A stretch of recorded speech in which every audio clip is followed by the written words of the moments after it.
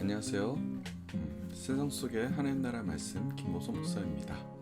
자, 오늘 월요일 또 함께 하나님의 말씀을 통하여 세상 속의 하나님의 말씀이 어떻게 적용되고 살아갈 수 있는지 함께 여러분들과 말씀을 나누고자 합니다. 오늘 본문의 말씀은 히브리서 12장 1절부터 5절까지 말씀입니다. 제가 봉독하여 읽겠습니다. 이러므로 우리에게 구름같이 둘러싼 허다한 증인들이 있으니 모든 무거운 것과 얽매이기 쉬운 죄를 벗어버리고 인내로서 우리 앞에 당한 경주를 하며 믿음의 주요 또 온전하게 하시는 이인 예수를 바라보자. 그는 그 앞에 있는 기쁨을 위하여 십자가를 참으사 부끄러움을 개의치 아니하시더니 하나님 보좌 우편에 앉으셨느니라. 너희가 피곤하여 낙심하지 않기 위하여 죄인들이 이같이 자기에게 거역한 일을 참으신 일을 생각하라.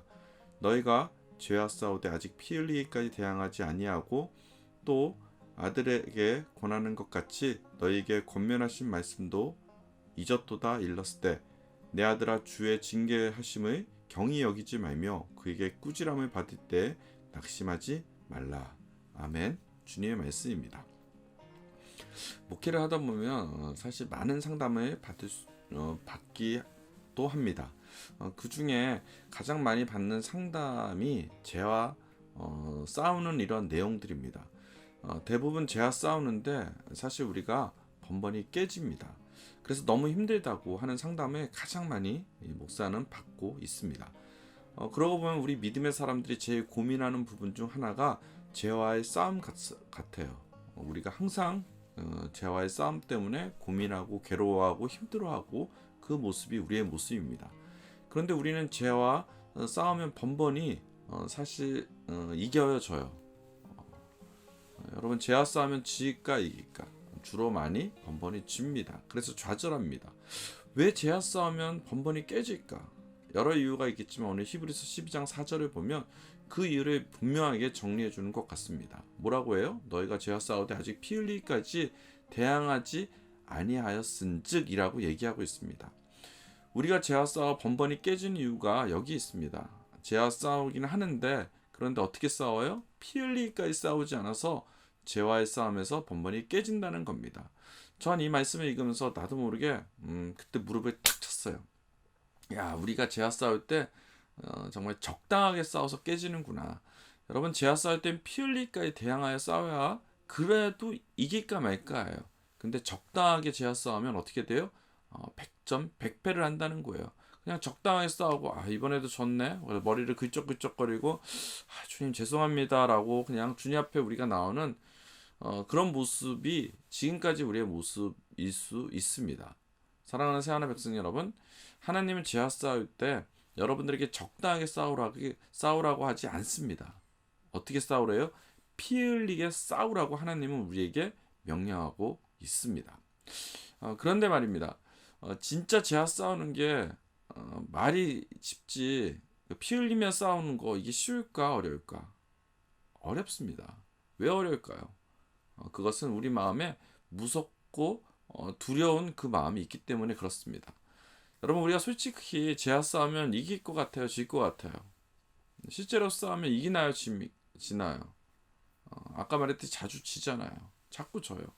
내 자신과의 싸움도 자꾸 져요. 이거 안 해야지 하는데 자꾸 저희가 자빠집니다. 그런데도 매번 지는데도 하나님 우리에게 끊임없이 죄와 싸우라고 성경은 권면하고 있습니다. 여러분 출애굽을 보면 바로 왕 앞에 모세가 이제 직면하고 있습니다. 모세가 바로 앞에 나갔어요. 그리고 이야기합니다. 왕이시여, 하나님의 백성을 이제 내가 데리고 가겠습니다. 그러니 우리를 풀어 주십시오. 그 말을 바로 왕 앞에서 당당하게 하는 거예요. 솔직히 당당하진 않았을 것 같아요. 얼마나 무섭고 두려웠을까. 여러분 모세가 바로 앞에 선 것은 분명 생명을 거는 겁니다. 바로가 한마디만 하면 그냥 모세는 그 자리에 죽는 거예요. 바로가 뭐라고? 여봐라, 저 미친놈을 당장 목에 참수를 해거라 이러면 그냥 바로 목 잘라 죽는 겁니다. 옛날 왕 앞에 서는다는 것은 왕이 부르기도 전에 그 앞에 선다는 것은 죽음을 의미하고 있어요. 구약시대는 그랬어요. 여러분 성경에 나오는 에스더의 믿음이 크다고 하잖아요. 왜 그래요? 에스더는 왕의 부인이지만 왕이 부르지 않았는데도 그 앞에 나섰어요. 그 앞에 나서면 죽는 거예요.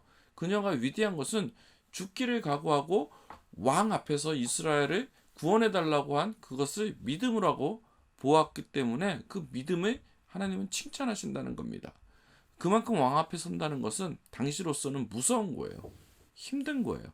피하고 싶은 거예요. 두려운 겁니다. 그런데 하나님은 우리를 어디로 인도하십니까? 그 피하고 싶은 것, 두려운 것, 힘든 것으로 하나님 우리를 인도해 가십니다. 그리고 뭐 하래요? 싸우래요. 내가 피하고 싶은 것과 싸우고 두려워하고 싶은 것, 두려운 것과 싸우고 내가 힘든 곳, 그곳과 싸우래요. 여러분, 우리가 사는 세상은 마치 골리앗과도 같습니다. 그리고 우리는 어린 다윗과도 같아요. 하나님은 어린 다윗에게 골리앗과 싸우라고 하는 거예요. 여러분, 다윗이 만약 골리앗이 무서워 도망갔다? 그러면 그게 이상한가요? 안 이상한가요? 다윗이 도망간 거. 어린 다윗이 골리앗을 보고 장수잖아요. 근데 무서워요 하고 도망가서 그게 이상해요? 아니에요. 전혀 이상하지 않아요. 오히려 다윗이 도망가지 않고 골리앗과 싸우는 거, 그게 이상한 거죠. 이건 상식에 맞지 않아요. 상식은요, 어린 다윗이 골리앗을 피해 그냥 냅다 도망가는 게 상식입니다. 그런데 하나님은 싸우라고 하는 겁니다. 도망가지 말고 두려워하지 말고 당당하게 맞서라고 하십니다. 그런데 이건 정상이 솔직히 아닙니다. 바로 앞에 선 모세, 골리앗 앞에 선 다윗, 둘 다 하나님은 말도 안 되는 싸움을 하라고 하십니다. 사실 우리에게 죄와 싸우라고 하는 것은 어떻게 보면 이와 같은 상황과도 비슷합니다. 엄청나게 강할 것 같은 그 죄, 마귀, 싸움하면 우리는 100점 100패 할 것 같아요. 근데 하나님은 뭐라고 하십니까? 싸우라고 하는 겁니다. 여러분, 질 것 같은 싸움인데 하나님이 자꾸 싸우라고 하면 뭔가 다른 건 있지 않을까? 여러분, 다른 각도에서 볼 필요가 있지 않을까요? 분명히 지는데, 계속 지는데, 근데 계속해서 싸우라고 해요. 뭔가 다른 게 있지 않을까? 분명 마귀가 우리보다 세고 강한데 싸우라고 한 이유는 뭘까요? 뭔가 있지 않을까? 예, 맞아요. 우리가 잘못 생각하고 있었던 거예요. 그 잘못된 생각이 뭐예요? 우리는 죄와 싸워서 지는 게 아니라 이길 수 있다는 거예요. 이길 힘을 우리 하나님이 주신다는 거예요. 그러니 하나님 믿고 싸우라는 겁니다. 세상과 죄와 싸울 때 싸우라는 것을 보면 분명 우리가 죄와 싸워서 이길 수 있으니까 하나님은 싸우라고 우리를 전쟁터로 이렇게 몰아가신다는 거예요. 여러분, 루터 종교개혁 이야기 아시나요? 당시 루터가 교황에게 대들고 종교개혁을 진행하자 청주교에서는 루터를 죽이려고 종교재판을 만듭니다. 그런데 당시 종교재판은 지금의 재판하고 완전히 틀려요. 요즘에 인격적이지. 그 당시 종교재판 인격적이에요? 아니에요. 특히 이제 이 교황을 이제 욕하다 걸리면 그냥 죽는 거예요. 마녀 사냥이다 하여 막 산채로 찢어 죽이고 막 불태워지고 화형이라고 했잖아요. 막 그런 재판이었어요. 무시무시한 재판입니다. 특히 교황에게 대들면 그건 하나님께 대든 거예요. 그래서 거의 죽습니다. 루터는 재판에 가기 전에 두려웠어요. 저 같아도 두려웠을 것 같아요. 가서 죽을 것 같으니 두려웠죠. 루터 속에서 정말 벌벌벌 떨고 막 어떻게 하면 여기 벗어날 수 있을까, 안절부절 못하고 막 그렇게 막 벌벌 떨고 있었어요. 그때 루터의 부인이 갑자기 루터에게 나타났는데 상복을 입고 초를 들고 방에 들어온 거예요. 생각만 해도 무섭지 않아요? 검은 상복을 입고 밤에 촛불을 들고 루터 하고 들어온 거예요. 사람이 죽으면 검은 상복을 입는데 그것을 입고 들어왔으니 얼마나 놀랐습니까? 루터가 물어봐요. 여보, 누가 죽었나요? 그러자 아내가 이렇게 얘기합니다. 하나님이 돌아가셨습니다. 이 여자가 무슨 정신 나간 얘기를, 하나님 죽다니 무슨 말도 안 되는, 불경스럽게 자네 미쳤어? 하고 루터가 큰 소리 질렀어요. 그러자 아내가 이렇게 얘기했다고 합니다. 여보, 당신 보니까 하나님이 돌아가신 것처럼 지금 행동하지 않아요. 하나님이 죽었나요? 안 죽었나요? 안 죽었잖아요. 그런데 당신은 지금 교황에게 그냥 벌벌벌 떨고 떠는 것을 보면 하나님이 죽지 않고는 어떻게 그렇게 떱니까? 당신은 하나님이 믿지 않던가 아니면 하나님이 죽었던가 둘 중에 하나입니다. 왜 하나님이 살아있다면 그 하나님 믿지 않냐라고 이렇게 이야기를 한 겁니다. 그때 루터가 그 말에 충격을 받았다고 해요. 내가 잠시 하나님은 못 믿고 있었구나. 하나님이 시킨 일인데 죽으면 죽으리라는 그 정신으로 나갔어야지 하고 정신 차리고 종교 재판에 당당하게 나갔다고 합니다. 그때 만든 찬송이 이 찬송이에요. 어떤 찬송입니까? 내 주는 강한 성이요 방패와 병기 되시니라는 찬송가입니다. 이 찬송가의 배경이 오늘 지금 말한 이와 같은 배경이에요. 제가 그때 루터의 심정으로 이 가사를 봤어요. 종교 재판에 나가기 전에 그 마음, 루터의 그 당시 상황과 심정으로 보니까 이 가사가 너무 은혜가 되는 거예요. 너무 은혜가 돼요. 이 찬송 혹시 아세요?